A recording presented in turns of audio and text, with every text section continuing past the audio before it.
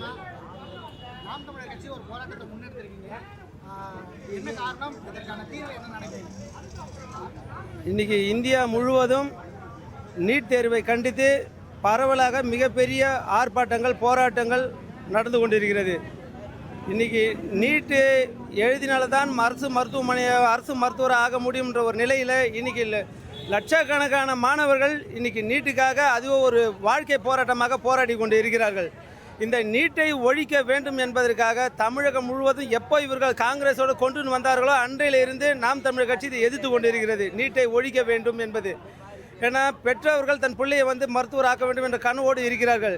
இன்றைக்கி சாதாரண ஒரு அரசு மருத்துவமனையில் படிக்கிறோனோ இல்லை இன்டர்நேஷ்னல் ஸ்கூலில் படிக்கிறோனோ சிபிஎஸ்சி படிக்கிற பசங்க 3 பேருக்கும் உட்கார வச்சு நீட் எக்ஸாம் எழுதணும்னா கண்டிப்பாக இன்றைக்கி நாட்டில் இருக்கக்கூடிய 70-80% தாழ்த்தப்பட்ட ஒடுக்கப்பட்ட மக்களால் நீட் தேர்வை சந்திக்க முடியாது, வெல்ல முடியாது.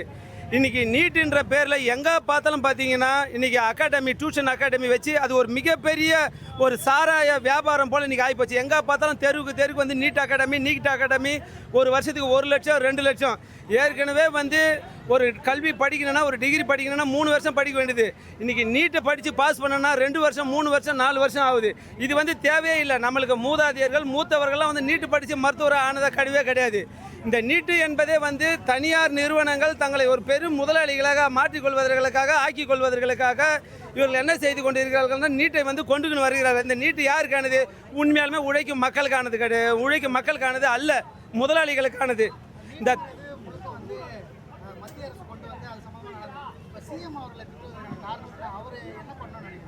சீமான் என்ன சொல்கிறார் என்றால் இவர் சிஎம் என்ன சொல்கிறார் என்றால் நீட்டை நாங்களும் எதிர்க்கிறோம் அப்படின்னு சொல்லிட்டு அவர் அதற்காக எந்த ஒரு துரும்பியும் தூக்கி போட மாட்டேன்றாரு. ஆனால் இதுவே அண்ணன் செந்தமிழன் சீமான் என்ன சொல்லியிருக்கிறாரு? நான் அரியணையில் நான் இருந்தால், நான் முதலமைச்சராக இருந்தால் நான் நீட்டை நடைமுறைப்படுத்த மாட்டேன். இந்திய அரசு நடைமுறைப்படுத்த சொன்னால் கூட நான் நடத்த மாட்டேன். இது என்னுடைய அரசு, நான் தான் தீர்மானிக்கணும் அது நடத்தணுமா வேணாமான்றது. நான் நடத்த மாட்டேன் என்று ஆணித்தரமாக சொல்கிறாரு.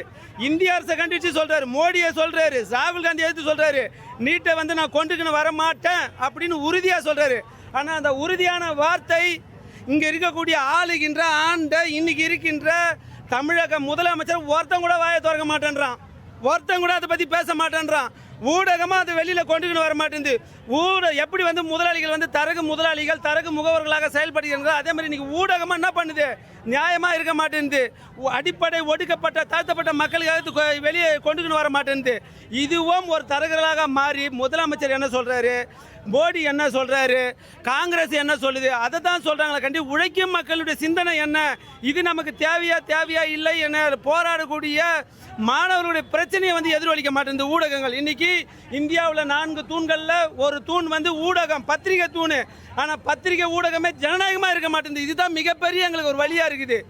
இதை நாங்கள் கொண்டுக்கின்னு போகிறதே பெரிய விஷயமா இருக்குது. பாருங்கள், ஒரு இளைஞர்கள் தனக்கு எதிராக வரக்கூடிய ஒரு சட்டத்தை எதிர்த்து போராடுகிறார்கள் என்றால் அவர்களுக்கு போராடுவதற்கு ஒரு இடம் கொடுக்கணும். இது அரசினுடைய கடமை, இது அரசினுடைய கடமை.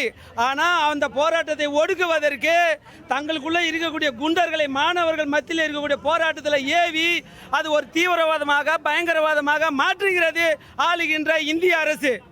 இன்னைக்கு தமிழக அரசு பாரு, நீட்டு தேர்வு போராடுவதற்கு ஒரு வாய்ப்பு அளிக்காமல் எங்கே இருக்கிற மெரினா பீச்சை சுற்றி காம்பவுண்ட் போட்டுன்னு கிடக்குறான் போலீஸை வச்சு. இன்னைக்கு மக்களுக்கு போலீஸ் இல்லை, ஆனால் காலியாக இருக்கிற அந்த கிரவுண்டுக்கு பார்த்தீங்கன்னா 300-400 போலீஸை போட்டு கொடுத்து கிடக்குறான்.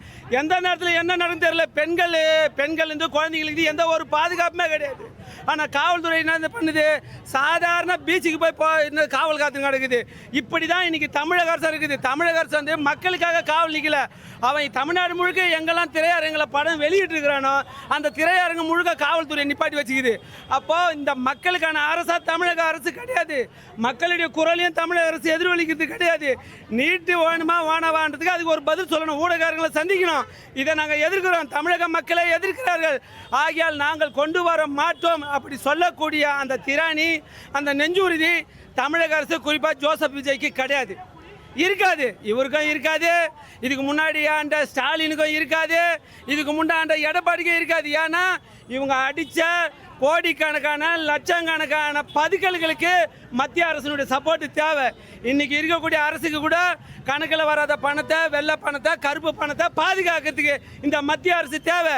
மத்திய அரசை எதிர்த்தா ஏற்கனவே வெற்றி பெற்ற இந்த பாதி எம்எல்ஏக்கள் 42 எம்எல்ஏக்கள் 70 எம்எல்ஏக்கள் மேலே கிரிமினல் வழக்கு இருக்குது. வெளியே வர முடியாத கிரிமினல் வழக்கு இருக்குது.